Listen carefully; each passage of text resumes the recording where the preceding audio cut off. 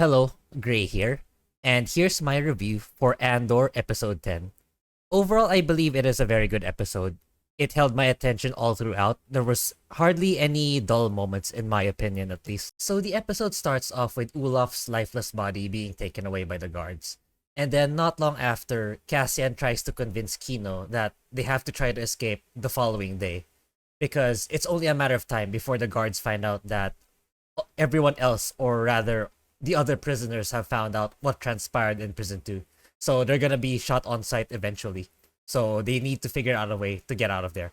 It's kind of suspenseful in my opinion because it suddenly there's a time pressure to have to escape rather than taking their time to be able to successfully pull off an elaborate and detailed plan. Meanwhile, in the side of the Empire, we see Deidre closing in on Krieger. Either she ends up capturing him in the next episode or he ends up getting away. But I believe he's gonna end up getting away, at least to a certain degree, because I really believe Deidre would eventually try to recruit Karn to bring him back to the fold. And if you can see in this image, there's a guy on her left who is apparently more than what is implied early on. And on Mon Mothma's side, we finally meet Davo, who is the banker that she wants to strike a deal with. Unfortunately, it's not that simple for her because Davo does not want money as he already has a lot of it. So it's true that the higher you are in the ladder, in the class level, money doesn't really mean a lot to you anymore since you already have a lot of it. So instead, Davo wants his son to meet with her daughter to eventually form a relationship, which she obviously did not take well. But given the situation and how deep she is in supporting the rebellion, I imagine she will have no choice but to enlighten him, or at least to abide by his conditions, at least to a certain extent, and hopefully things will go well for her, or not. And onto the main event of the episode, we can see that the prisoners are starting to execute their plan in order to escape, and the highlight of it is probably when Kino, or Andy Serkis, was given the floor to make a speech to motivate the prisoners to be able to escape, because in his perspective, or in actuality, it is now or never.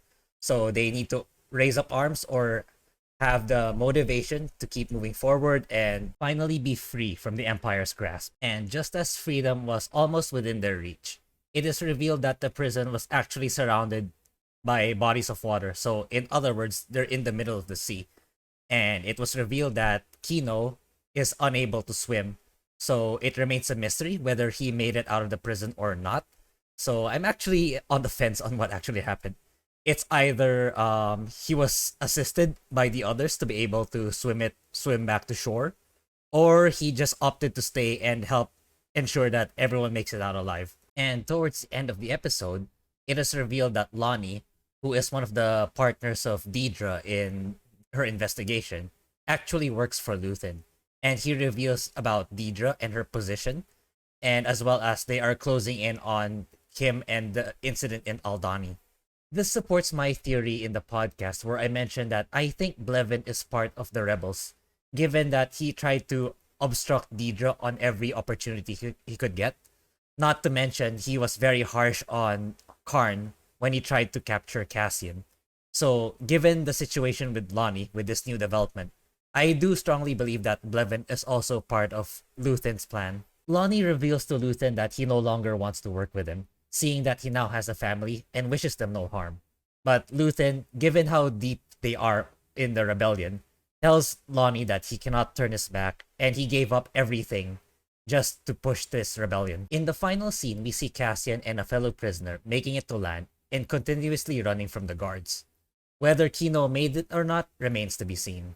As I mentioned at the start of the video, I do believe this is a great episode.